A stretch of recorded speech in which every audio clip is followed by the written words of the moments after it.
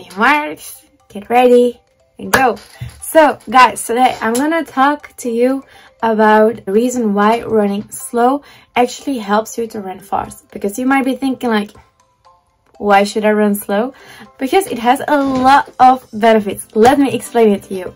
So before we start, I just want to say like two a little bit like more scientific terms maybe. So you have like the aerobic zone and you have the anaerobic zone. So what actually those terms mean is that aerobic you do it with oxygen and aerobic you do it without oxygen. Today I will mostly be talking about the aerobic training zone, because this is a zone where you're running when you're running at a lower heart rate.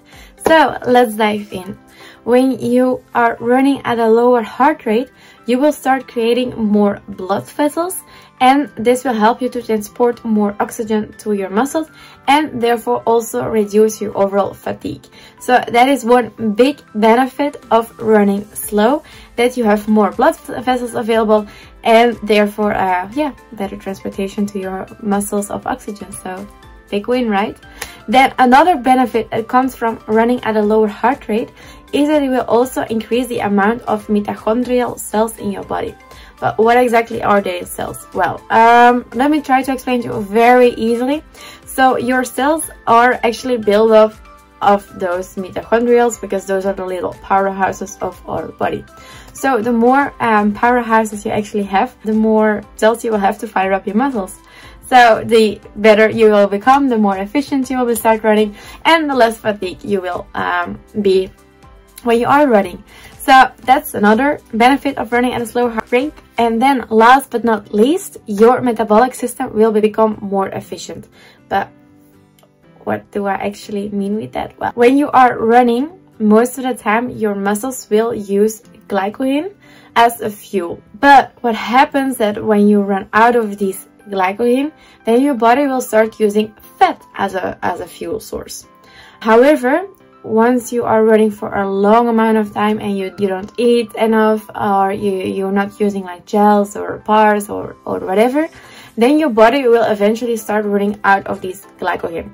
Tap into the fat source of our body as a fuel. Our body has some more difficulty. That's to say, it's not as easy as it is with glycogen. So our body isn't that big of a fan to start using fat as a fuel source. So what happens when you run out of glycogen? Well, yeah, game's over.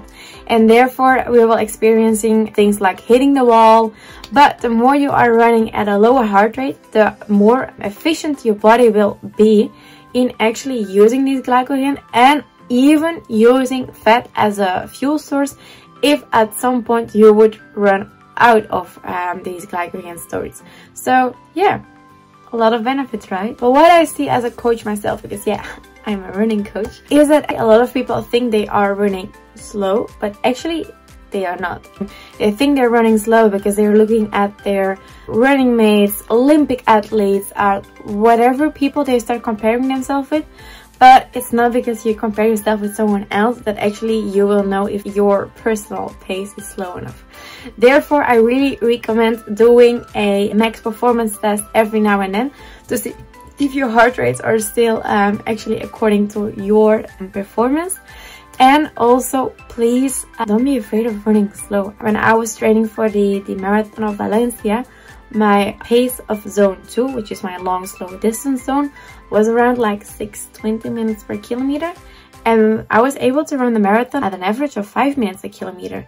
So you see, it's not because you think you're running like extremely slow that you won't get in the results that you're training for. I know I said at the beginning of the video I wasn't really gonna talk about the anaerobic system, but I just want to say one thing about it. So when you are running slowly in your aerobic zone, so that's to say at a slow heart rate, eventually you will also hit like a training wall. You won't see improvement, you will get frustrated and stuff because you're not mixing your trainings up, you know.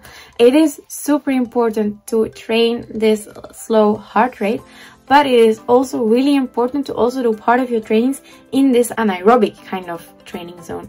Why is it so important? Well, when you are training in your anaerobic zone, you actually are pushing your body to its limits, and you also are improving your overall speed. obviously. But what happens when you keep pushing your body will have the incentive to keep improving itself. So that's why it's super important to have like a nice mixture between slow runs and then the high intensity runs, the anaerobic runs. Because also the further you can put your anaerobic threshold, so the point where you will have lactate in your muscles and your body won't be able to get rid of them, the further you can push this, the better you will be able to maintain a higher speed for a longer amount of time. So that's a little bit the reason why slow runs are so important, variety in your trainings are so important. And please people, I know I'm repeating myself, but don't focus too much on what other people are doing. Focus really on yourself and your training, because that's how you will get the best results. You know, it's you versus you. So I hope you liked this video. Thanks for watching. Please don't forget to subscribe, because then you will stay updated about all kind of new training tips and information. And I also want to dare you for the challenge that I'm organizing to end 2022 with.